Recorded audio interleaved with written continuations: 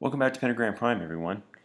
In today's lesson, we will be going back to infinite series, where we will be evaluating an alternating series to see whether or not it converges. We'll begin by examining the alternating series test.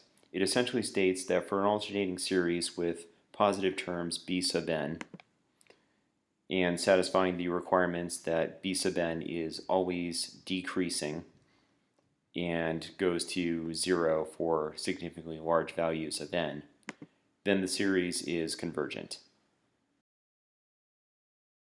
In the case of the series in question, I'm going to begin by placing it in a form with the exponent of -1 identical to that of the alternating series test. This is actually kind of redundant because all you're doing is multiplying by a constant. But I'm doing it anyway just to alleviate concerns anyone has about how this test works. So, multiplying top and bottom by -1, we can combine the -1 on the bottom with the 1 inside of the summation.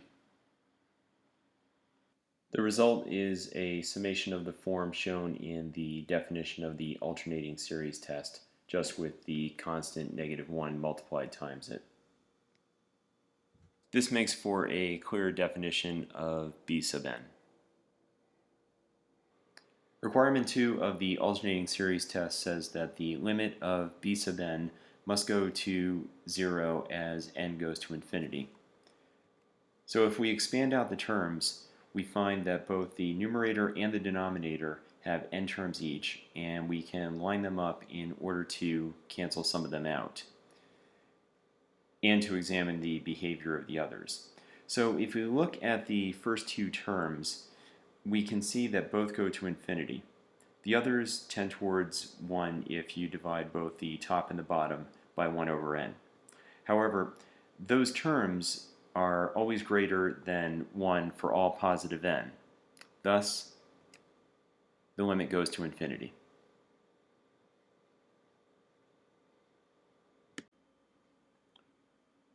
Episode 20 audio. This is for frame 14, and I've given up on video editing. And the second requirement for the alternating series test is also never satisfied.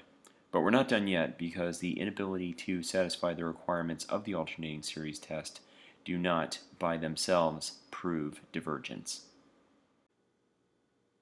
This brings us to the test for divergence, which tells us that if the limit of a sub n as n goes to infinity does not exist, or if that limit does not equal 0, then the series a sub n from 1 to infinity is divergent. So what is the limit of the nth term of the series in question as n approaches infinity? The -1 to the n on the left never approaches a limit for any positive value for n, so that doesn't converge. The term on the right has already been shown to approach infinity for infinite n. Thus, the limit does not exist. I did not, strictly speaking, plot the terms in the series, but this is basically what you get: exploding oscillation that never converges to any finite value, let alone 0, which is required in order to negate the test for divergence. And there you have it. The sum from 1 to infinity for -1 to the n times n to the n divided by n factorial does not converge. I hope you've enjoyed the show. Sorry things didn't really work out with the laser pointer. I think I'll be sticking with this format using index cards for a while. I've become quite familiar with them as I try my best to keep things like trigonometric identities familiar enough that I don't have to reach for a Shaw's outline every 5 minutes. Next week's episode will feature another infinite series example, this time employing the ratio test. Till then, this is Pentagram Prime signing off.